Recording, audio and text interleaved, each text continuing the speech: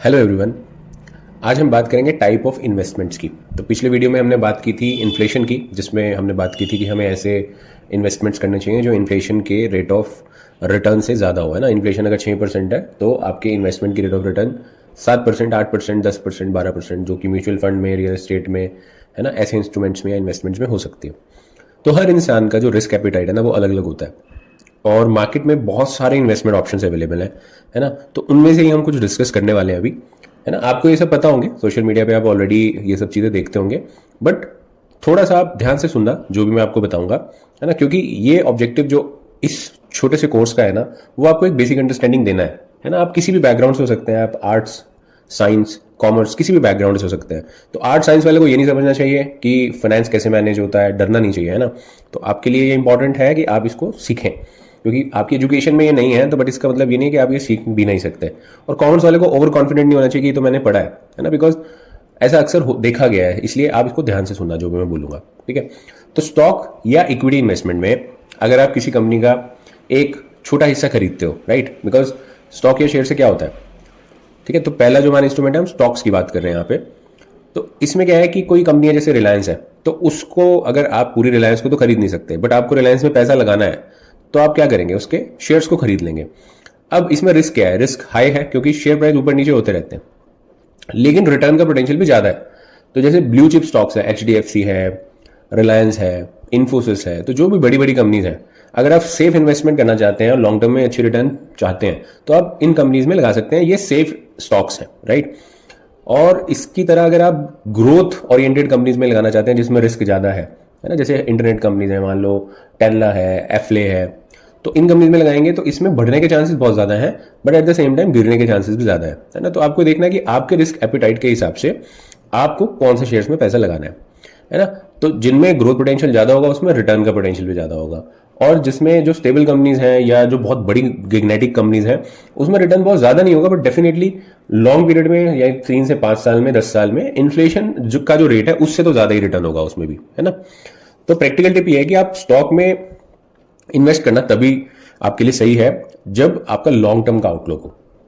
ये short term के लिए बिल्कुल नहीं है, क्योंकि मार्केट वॉलेटाइल होता है ना।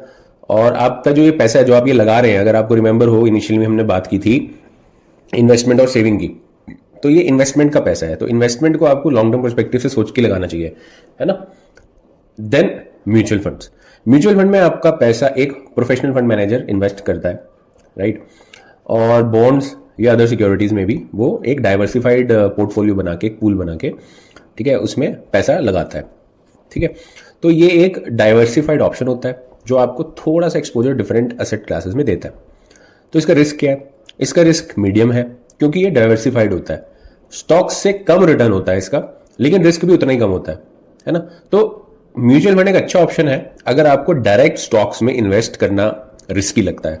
तो आप क्या कर सकते हैं, एक सिस्टमेटिक इन्वेस्टमेंट प्लान जिसको SIP भी बोलते हैं, उसके थ्रू आप मंथली छोटी छोटी अमाउंट से भी इन्वेस्टमेंट करना स्टार्ट कर सकते हो, है ना।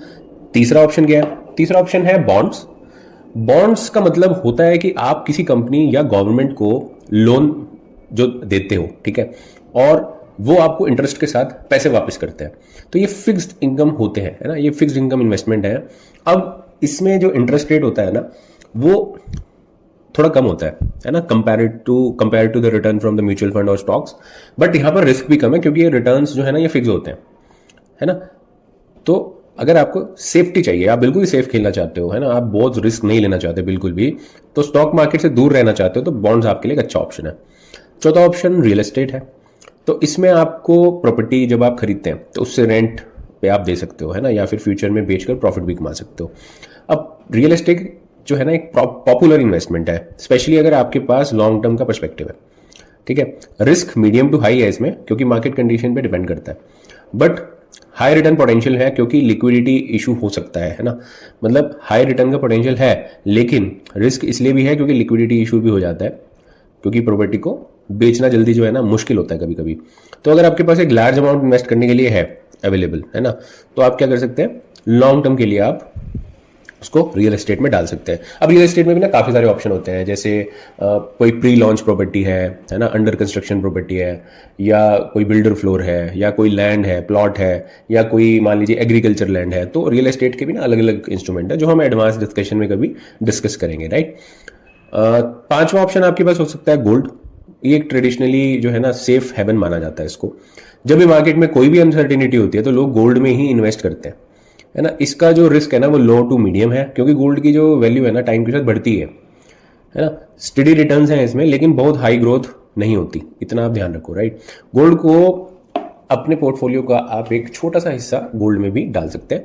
डायरेक्ट गोल्ड खरीदने के बजाय आप गोल्ड के ईटीएफ या सोवरेन गोल्ड बॉन्ड्स जिसमें ज्यादा लिक्विडिटी हो उसमें भी इन्वेस्ट कर सकते हैं, है ना। तो क्योंकि जो आप सोना वगैरह खरीदते हैं ना उसमें मेकिंग चार्जेस भी लग जाते हैं, तो काफ़ी तो मेकिंग चार्जेस और मिलावट के भी रिस्क होते हैं। तो बेटर है कि आप गोल्ड ईटीएफ या सोवरेन बॉन्ड वगैरह आप ले सकते हैं, है ना। अगर बात करें एफडीज की, तो एफडी एक लो इन्वेस्टमेंट है ना। तो ये छठा ऑप्शन है जिसकी मैं बात कर रहा हूँ। तो एक लो इन्वेस्टमेंट ऑप्शन है एफडी आपके पास। इसमें रिस्क बहुत ही कम है क्योंकि पैसे तो सेफ होते ही हैं, लेकिन इसमें ना प्रॉब्लम यह है कि एफडी में जब आपका टीडीएस जो है ना वो भी डिडक्ट होता है, मतलब टैक्स डिडक्ट होता है जब आपको इंटरेस्ट मिलता है। तो ओवरऑल जो रिटर्न होती है ना वो आप समझिए कि इन्फ्लेशन का रेट अगर 6% है और एफडी का रेट मान लीजिए 7% है ना, तो आपका लगभग पैसा उतना ही रहता है ना, पैसा बढ़ता नहीं है। तो ये रिकमेंडेड नहीं है, बट मैं एज एन ऑप्शन आपसे शेयर कर रहा हूं कि एफडी भी एक ऑप्शन है। आप थोड़ा सा पैसा एफडी में डाल सकते हैं, बट आजकल फ्लेक्सी एफडीज और ये सब ऑप्शंस हैं, तो बेटर है कि आप ऐसी एफडी में डालो कि आप उसको अगर निकालते भी हो ना तो कोई आपका खास नुकसान ना हो, है ना।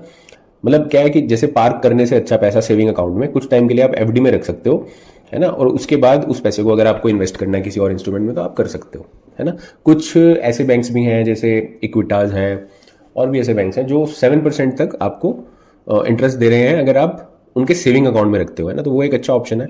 या फिर आप उनकी एफडी कराते हैं तो 8-8.5% तक भी एफडी पे इंटरेस्ट मिल जाता है ना। तो आप वो ऑप्शंस को एक्सप्लोर कर सकते हैं। तो अब आपके लिए जो राइट इन्वेस्टमेंट है वो आपको कैसे चूज करना है इनमें से, है ना। तो उसका सिलेक्शन जो है ना वो आपकी रिस्क टॉलरेंस और आपका जो फाइनेंशियल गोल है उस पर डिपेंड करता है। अगर आप रिस्क ले सकते हो और लॉन्ग टर्म इन्वेस्ट कर सकते हो तो स्टॉक या म्यूचुअल फंड्स अच्छी ऑप्शन है आपके लिए। अगर आपको सेफ्टी चाहिए तो बॉन्ड या एफडीज ज्यादा सेफ है ना। तो प्रैक्टिकल टिप ये है आपके लिए कि हमेशा अपने पोर्टफोलियो को ना आप डाइवर्सिफाई करो और एक ही इन्वेस्टमेंट में पैसा मत डालो, बल्कि अलग अलग एसेट क्लासेस में डिस्ट्रीब्यूट करो ताकि रिस्क कम हो और रिटर्न्स बैलेंस हो सके, है ना। तो दोस्तों ये जो डिफरेंट टाइप ऑफ इन्वेस्टमेंट मैंने आपको बताया, ठीक है, होप आपको इससे कुछ क्लैरिटी मिली हो। अगले टॉपिक में हम बात करेंगे क्रेडिट और डेट के बारे में, कब क्रेडिट लेना चाहिए, है ना, और कब वो लेना सही होता है, और कैसे डेट को आप मैनेज कर सकते हैं, है ना। तो मिलते हैं अगले वीडियो में।